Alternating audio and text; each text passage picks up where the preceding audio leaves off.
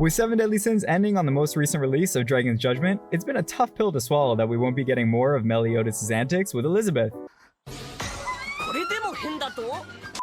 and experiencing more adventures with all of the sins. We were going to make a video on the most recent season, but we thought we'd throw it back first to seasons 1 and 2. So let's dive right into the 10 things you missed from the 7 Deadly Sins season 1 and 2, Revival of the Commandments. Coming in at number 10, Escanor's secret delivery. The Lion Sin of Pride, Escanor, is easily the strongest and most badass member of the 7 Deadly Sins, so he's pretty tough to miss. But in the Signs of Holy War, a short 4-episode miniseries set before the Revival of the Commandments began, he might have made a secret appearance. If you pause the first episode around the 14-minute mark, you can see a man clearly resembling Escanor's base form build, handing over a box that most likely contains some kind of alcohol to a woman. This is definitely an intentional Easter egg, as despite the character not appearing until the middle of the season, we saw him in the opening too, along with Dian, Meliodas, Ban, and King. Number 9, a Dragon Age reference? The Dragon Age series is one of the most critically acclaimed video game series and holds a passionate fan base, of which it looks like Nakaba Suzuki is a part of. The influence of the series can be seen through a key similarity between the Holy Knights and the Grey Wardens of Dragon Age. The Grey Wardens are an order of exceptional warriors dedicated to combating demons throughout the world, while the Holy Knights handle pretty similar responsibilities. But the references we're looking at comes from a specific link regarding demon blood. If anyone wants to join the Grey Wardens, they're required to drink the blood of a dark spawn creature, and the Holy Knights in the 7 Deadly Sins did the same thing with the Red Demon. Number 8, Dragon Ball Super and Fairy Tail? If you were startled by the first appearance of the 10 Commandments, we couldn't blame you. But during the flashback where it was revealed that Meliodas was the original leader of the group 3,000 years ago, we came across a really interesting looking character.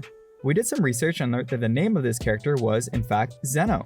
At first we thought it could have been a reference to the god of the universe Zeno from Dragon Ball Super, but his appearance matched someone else entirely. If you're a fan of Fairy Tail, then you might know what we're talking about. If you remember, there was a spirit called Plu in Fairy Tail that acted as a pet to Lucy Heartfilia in the story. The Zeno in 7 Deadly Sins looks almost identical, and considering how he was never mentioned in the story again, we believe that this was an Easter egg for two of the cutest characters from Fairy Tail and Dragon Ball Super. Number 7, Hork.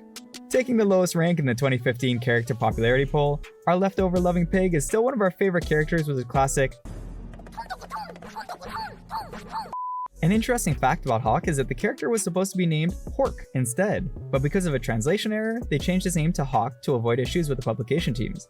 As many of you know, the term Hork can be defined as vomiting, which is a nod to the antics of the character because he's frequently seen cleaning up the vomit of customers. Despite his elegant eating habits, we still love Hawk, and if you do too, toss us a like and make sure to subscribe to find out more things you missed from your favorite shows.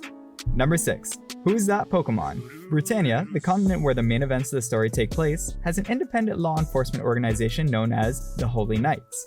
The organization works under the rulers of their respective kingdoms, and the officers are organized in different ranks. There are 6 main ranks, namely Diamond, Sapphire, Crystal, Ruby, Emerald, and Platinum, all of which are well-known titles within the Pokemon franchise. There are also quite a few different references to the show hidden throughout 7 Deadly Sins, one of which we'll mention in a moment, but comment below if you found a different one.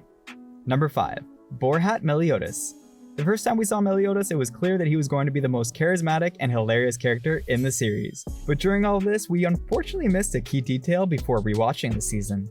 The Boarhat bar, which is owned by Meliodas, is almost identical to its owner when it comes to the color scheme. They both share the same contrast of white, black, green, and red in essentially the same proportions. Number 4, Jigglypuff. Another day, another Pokemon reference for the 7 Deadly Sins. The first time we saw Aguila, we had a clear hatred towards the character, but even we didn't hate her enough to justify what Meliodas did to her after the battle. It was not only humiliating, but also shattered the confidence of the woman for the rest of her life. In the 9th episode of the first season, we saw Meliodas pull off a classic Jigglypuff move against her. If you don't know what it is, it just means to draw weird faces on a sleeping person without them ever finding out why people are laughing at them when they wake up. While this could just be one of the old classic pranks, you can see the similarities between the drawings clearly if you freeze the frames. Number 3, the Excalibur. Almost all of King Arthur's legends involve the mythical sword Excalibur, which is often regarded as a symbol of his divine kingdom and power. It was quite weird to us that there are so many references to Arthurian legend in the world of 7 Deadly Sins, but they never mentioned Excalibur itself until we realized that they did, just not in the same language. They referred to Excalibur as Chestifol in the Arthurian legend, Le Chevalier au Papagou. Sorry for the butchered French language there. but it was translated from the original French text to English in 1986 as the Knight of the Parrot, and we do have Shastaful in the 7 Deadly Sins. If you don't remember, it's the name of King's sacred treasure, which can take almost 10 forms and is probably the coolest weapon in the series. Number 2. Arthurian legends everywhere. We're sure you've heard the names Arthur, Merlin, Elizabeth, and many more before watching the show. All throughout the anime, there are references to various characters, events, items, animals, and many others.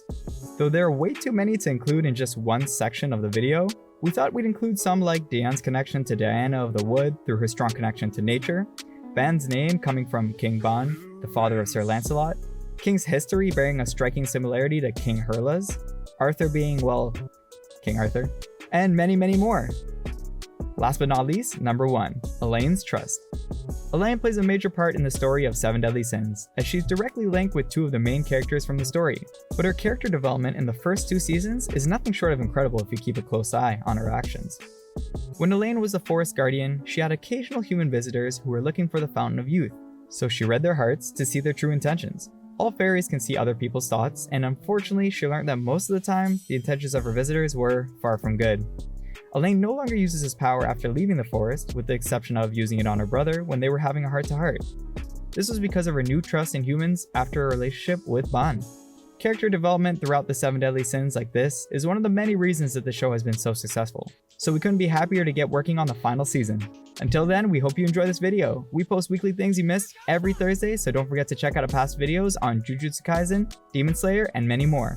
Also, make sure to toss us a comment below if you want us to do a specific anime show or movie for the next Things You Missed series, and we'll see you all next week. Peace!